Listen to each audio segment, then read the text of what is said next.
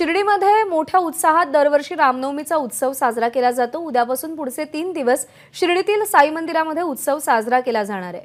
उद्या पहाटे काकड आरती आणि ग्रंथ मिरवणुकीने या 3 दिवसाच्या उत्सवाला सुरुवात होईल।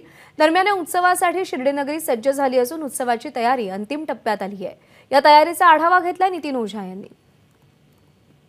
साईबाबा हयात असताना 1911 साली रामनवमी उत्सवाला साईबाबांनी सुरुवात केली होती आणि तेव्हापासून साईबाबा संस्थान हा रामनवमी उत्सव मोठ्या उत्साहात आजही साजरा करतो।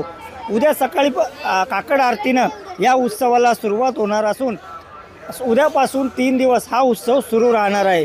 एकूणच जर पाहिलं तर रामनवमी उत्सवाच्या निमित्त शिर्डीमध्ये साई भक्त मोठी गर्दी करतात। त्या अनुषंगानं साईबाबा संस्थाननं साई भक्तांना राहण्यासाठी विशेष अशी व्यवस्था केलेली आहे। ठिकठिकाणी उन्हाचं वाढलेलं तापमान पाहता मांडव देखील टाकण्यात आलेले आहेत। उन्हाचा तडाखा, उन्हाचा तापमानाचा फटका साईबाबा संस्थानकडून साई भक्तांना बसू नये यासाठी विशेष काळजीसुद्धा घेतली जाते।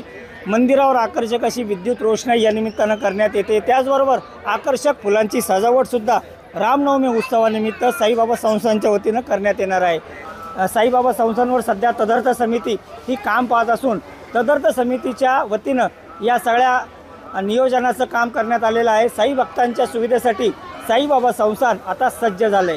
नितीन ओझा, एबीपी माझा, शिर्डी। एबीपी माझा, उघडा डोळे बघा नीट।